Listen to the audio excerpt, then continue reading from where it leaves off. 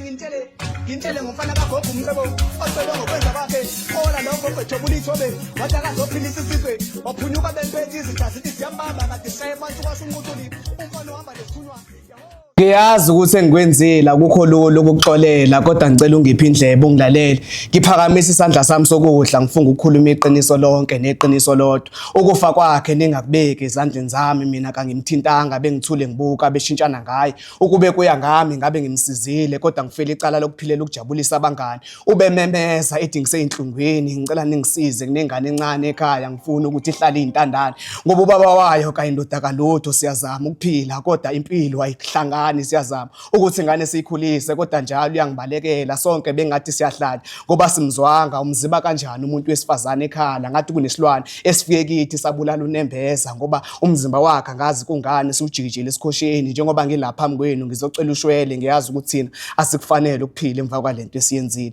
Nginibingelele babukela emakhaya igama lami uSimnikwe Mbongi ngiyanamukela khona la kumcebo umfana kagogo YouTube channel uyazi inyanga ama testimony sofaka induku kulabo abagangayo abangenzi zona mkhulu ngicela babingelele mfowethu ungathunjwa ngibona ngisocingweni lami kanje mfowethu phela iyasihlupha lento ngendlela abantu sebegcwele ngakhona sesine traffic enqaba mfowethu esingazi ukuthi singayiqaqa kanjani mntaka baba but ke mfowethu ke while silike sisenza kanje othi ngibingelela abantu lapha na mina ngumcebo ufana kagogo uGcobo omkhulu mashiya amahle ufuze fulela unyuswa iqadi thina safaka umuntu enqinza vuka sakhwifilanga thina manje amadoda ebiya ngamahlahla sabiya ngenkomo sengisho mina kunompunyupunywana uphunywa bemphethe umafavuke njengedangabala thi intombi zivuka zihamba namasokazi kuthiwa ithambo lenyoka lihlabela imzondayo ahoshi mamba mfowethu yabona nje sangichaza isiZulu mntaka baba simnani kakhulu futhi asifuna ngokusheshsha nje sisabheka la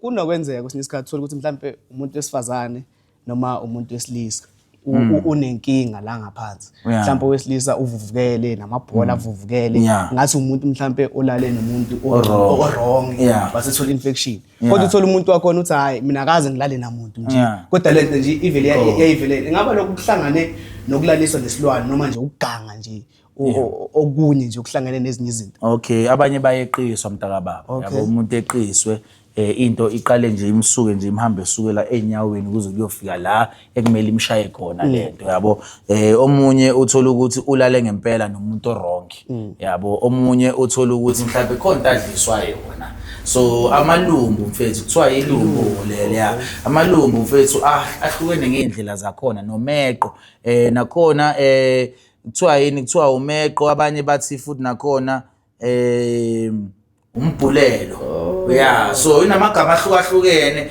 umbhulelo umeqo ilumbu futhi nakhona uyathola ngomeqo uyathola futhi nangombhulelo yabo so nje mfowethu ke into ekanjalo nje mntaka baba yabo into ekanjalo uyakwazi ukuthi uzithole ngokuthi weqiswe zona ungazitholi ngokulala so mase kanjalo ke ngisizakala kanjani zikhona inkambu zakhona mfethu kunensizi nje mfethu okhothiswa zona and then kuba nezinto ozigcobayo mhlawumbe ujobe uma ukuthi indawo engekho sensitive uma ukuthi indawo esensitive uyanikezwa ilentuzana imbiza yabo noma intelezi ozokwazi ukuthi uyiphuze ifigeze ngaphakathi clean bese uyehlisa ngembiza ikwazi ukuthi ihlalele lapha esinyeni mfowethu okay akezwakala mkhulazi ngike ngaya kwenye indawo ethengisa imithi phela manje sengihlala nenyanga kumele ukubusisa kodwa ngibonile lapha mkhulu kubhaliwe amagama nani kodwa ngase ngibona iqanda le ostrich ayazi ukuthi ostrich yesizulu khumbule ukuthi iqanda mfowethu ke ile nyoni le i-ostrich ile nyoni lenkulu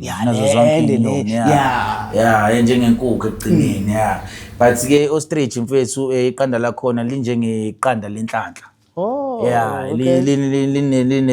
linendlela yakhona futhi nakhona kuneyinkambi ezifaka ngaphakathi kulelo qanda lelo ezakha umuthi othize yabo kuya ngokuthi inyanga nenyanga ithaka kanjani yabo ukuthi mhlawumbe ikucobhozise lapha kuba amafutha mhlawumbe athize okugcoba noma amafutha okugcaba noma amafutha mhlawumbe esigqabu yabo kuya ngawo ukuthi ufuna ubeka kodwa into yenhlanhla nje esikhathini esiningi mntaka baba yabo nje ufuna khona mhlawumbe ke uzoqinisa into zamabhizinisi akho kuyafana njengento le njengesigubhu yabo uthola ukuthi uzofaka umuthi othize ngaphakathi bese emva lokhu uyagubhela ufake lelo qanda lapha phansi ebhizinisini lakho la abantu bengena khona yabo leqanda leli mfethu aliphihliki imihlala ngaphansi komhlaba esikhathini esiningi ngoba even nabelungu ngekhathi zakudala babefaka amanzi kulelo qanda bese bayavala ngokhokho bese emva lokho babe omunye mefika athole lelo qanda uyalivula uyazi linamanzi asafresh aphuze yayibona into kanjalo so nathi einkambini ke mntaka baba uma ufuna ukuvalela into enenhlanhla uyazi ukuthi uyagubhela ushaya nje into eshona phansi bese emva lokho ufaka imithi yakhe ethakiwe lapha bese emva lokho ufaka leliqanda leli uvale usuyazi ukuthi abantu bebengena la bakulethela inhlanhla kuphela la mkhulu yalunga kodwa hayi mfethu yabona ngifuna nabo batshengisa mfethu ihamba ijene mntaka baba ihamba ijene kodwa ke asingabusachitha isikhathi mfethu asivele sizama ungena kumuntu so se ungitsheleke mfethu ukuthi ke hamba kanjani isalokuthi iyangena ukuzama ungena mkhulu ngiyazama ngithi bayabona nabo ukuthi ngiyanyuka ngiyehla ngiyehleka kodwa kancane asivele singene kulosingena singene mntaka baba singene ngoba itraffic iningi isingene mntaka baba phakathi inside ngicela nje ukuthi singamfoneli through inamba ya WhatsApp ngoba vele shay direct call Nkosi yami sifreezing yasho phela ukuthi ngicela Nkosi yami lensiza sike sayifonela sesayifonela phambili yasinezi testimony emnandi asibheke nomunye enenhlanhla juthi nje umuntu oyisebenzisa lezi inkambi ungikhafula noma ngilele yabona ngikhetha yena awusibheke omunye umuntu mntaka baba ngizokhetha nje kulabo abalapha phezulu ngeke ngisayirroundisa ngizongena kunomuntu okay inside azibone engathi nalo sike samfonela nje kumele sibe nendlela okay asiboneni mhlambe mesenze kanje okay sizomuza ocingweni mesimfonela usitshela futhi You have insufficient okay ngimthengela ngo-airtime alright awuthi ngithenge airtime cool nje kushesha ngoba phela kuzoyenzeka ukuthi sikwazi ukuthi sixhumane naye ngendlela ngisheshe sibathole futhi alright uthi siboneke enax ngizithengela mina airtime Nkosi yami hey ngoba phela asihlelekile ngaleyo ndlela Nkosi yami niyosixolela bakwethu kuningi kodwa phela ke into ehleliwe into engaba namanga futhi phakathi so silwela nje ukuthi kungabi khona into ezonenza ukuthi nisibuke kanje asifuni ukubuka kanjalo bakhona nabo sababa kanti yonke into esiphusha la iyiqiniso nanethemba leni lilele khona la ukuthi kube njani nibone konke esikwenzayo ngendlela yabo siyamfonelayo manje straight call ngoba angithandi mfethu ukuthi sibashange nge-WhatsApp walisangingiza kanje ka WhatsApp ubuyithatha isikhathi futhi abantu bajaha mhlawumbe ngabalula yabo ngabalula okay mhlawumbe semsebenzini inkathi thokoza gogo hayi si-right salukazi yazi lana gogo shutha lento yethu yaka YouTube manje wena gogo siyabona ukuthi wakwasinikeza i-testimony awusitshele salukazi ukuthi ke wasizwe liphi ikhambi ukuhambela kanjani manje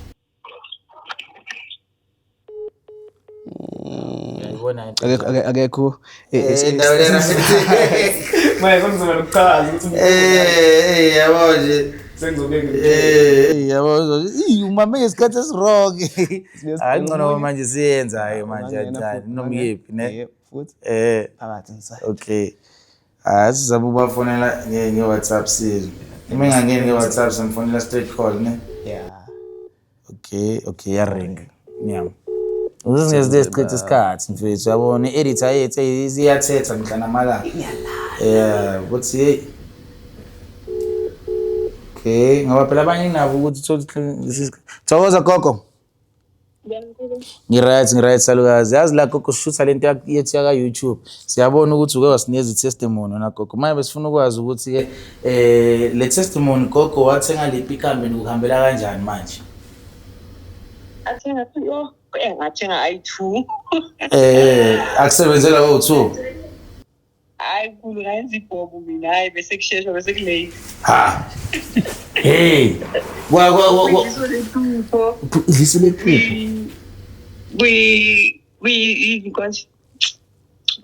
Liso lephupho. Konje yini? Sikhafulo sothando. Isikhafulo sokumbuyisa. Yeah, sokumbuyisa. Nanti isi3 Ngisakhumbula. Le enye le bengishisa ngithi ebusuku. Ngengelashwa. Ibutho lothando. Ayi wena gogo ubumgibela phela wena salukazi. Umgibela. Musukulethi gogo, kulethi. Hayi bese kulethi kodwa ayisebenzile kuyabona. Ubaba sekhaya usizinzile manje uziphethe kahle. Hayi usiphethe kahle ubuyile, hayi usiphethe kahle. Gogo ngiyajabula ukuthi into kanjalo salukazi. Kubalekile ukuthi phela menifika la ekhaya ngithola usizo wangempela. Yabona njengamanje njoba sengenze le product ukuthi ke abantu ukulethwa amaphenti nama-under la kumina kusazoqonda abantu abaningi gogo basazoqonda. Hawu ngilindele salukazi ngilindele. Lapho kuleyo live. Yeah ngilindele. Lapho. Nazo ke salukazi nazo. Kuyangijabulisa salukazi ngathi ke egcineni angathatha nesinqumo sokuthi akushade uma ukuthi awushadiwe. Hayi bengisayikhuluma kahle le ring ngifaka nje since kuyi-engage waye ekhaya wathi ngisazobuya. Yeah so iqeda ngithi hayi mawusakhumbula ukuthi kumele siyiqeda hayi. Ngiceda ke ba. Ayikho inkinga ke salukazi inkosi kubusise yezwa. Bonke nawe busise mkhulu bakubusise nawe abantu abadala bayiphathe kanjalo bangasilahli. Thokoza gogo thokoza. Hayi ashutheni ke futhi ke Kulethi omunye mfowethu sifuna uthole nomunye ngoba ngathi savuma futhi nale phone. Shesha nje. Kulethi Ngithenze kanje testimony. nalo singamthola ngokusheshsha njengalona yes. Okay testimonies. Sibuyisi. Ngcono ngoba isiyarola manje. Awungabungena nje noma ikuphi? Yeah ubuyozami. Angena futhi. Sengivele ngenze nje kanje. Sengivele ngenze nje kanjalo. Ngoba intakantaka ubuye futhi. Futhi mengibapensela yenzeke lento ohleni. Rasize kuyaringa.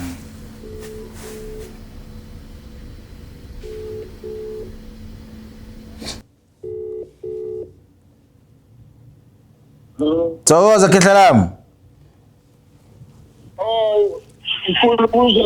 Ngiright. Ngiyabona la uke wanginikeza i-testimony.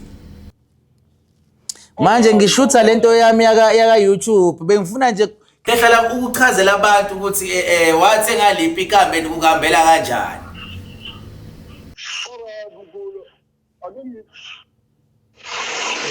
Hello mkhulu. Yebo. Yebo mkhulu ngathenga usuthi ngathi ngibona ku YouTube Yeah. Yes. Konje nebhodlela encane lenhliziyo. Okay, inyembezi enhliziyo. Inyembezi enhliziyo mkhulu. Yeah. And then bese ke bekunama yini pink. Okay. Something. Yeah. And then ngasebenza no Thursday yakhona ngacala ukufutha ngopink and then the Friday ngagcobisa ngenyembezi zenhliziyo. Okay. Saturday ngawina i2.5. Ha. Imali engaka. Imali engaka khehla lami. Abadelelayo akusananda. Khehla lami ngiyajabula khehla lami Yeah, hayi uqinisile ngiyabazi bangithande bonke abantu vele phela angiyona imali. Angiyona imali noma ngilethe imali empilweni zabo khona abanye abalahlwe idlozi umuntu avela athi angimthandi lo muntu kanti idlozi lakusela imsuzele. Into oyenzayo. Ehe. Into engizokutshela yona into oyenza. Yeah. Baphile bakina akekho ozokuthathela yona. Kehla lami ngiyabonga mfowethu yezwa. It's like kuphethe i-degree. Yeah. Amagogo nithi. Yeah. Yeah, mawuphethe la degree whether siyakhuluma sikhuluma. Yeah. Nje bamba leyo degree yokuphumelelisa. Mfowethu ngiyabonga kakhulu umntaka baba yezwa. All the best mkhulu ngathi ungathola ubusha siloko mina nje ngisifunela leye kukhona enye amanye amanamba ngazi ukuthi mkhulu ngwa for i-group ngwa-eda kanjani because kunabantu engibatshela sengiyi-rap ngapha nami. Hawu kehla usurife abantu. Sengiyi-rap ngapha manje angikhona ukuthi ngithi bafakwa kanjani angazi ukuthi manje ngicontact bani kanjani kwabona. Ngicela ukuthi ungishiyele lowo myalezo la ku WhatsApp usho ukuthi athi ukhuluma nami ucela nje uku-add abanye abantu ucela ukuthi ke ulethe lezo inamba lezo bese thina sizoba add esayidini lethu. Kule number ngifonele ngayo. Yeah iyona nje le mntaka baba. Mkhulu igama lokugcina ngathi uma bekangekho ngabe wasala endleleni. Yeah. Ekhoneni bakhe akekho uyomelana nawo. Mfowethu. Isuka ku scripture leyo nto. Yeah. Njengoba isuka ku scripture sitshela inyanga. Phela lamakhamba ngithi ayenziwa uNkulunkulu. uNkulunkulu umveli inqaba. Yeah manje into engingayibona lesikhathi lo ngibheke umsebenzi wakho. Uthi mawucala uthi ngicela ukuthi sithandaze. No the guy aka undermine umkhuleko. Uhamba nawo. Yeah. Bese abogogo nabomkhulu bayalande. Yeah. All the best mkhulu. Ngithokoza kehla lami walenza usuku lami mfethu ube nosuku oluhle nawe yezwa. Ngidlule namhlanje uthi bahambayo basale basala. Yeah.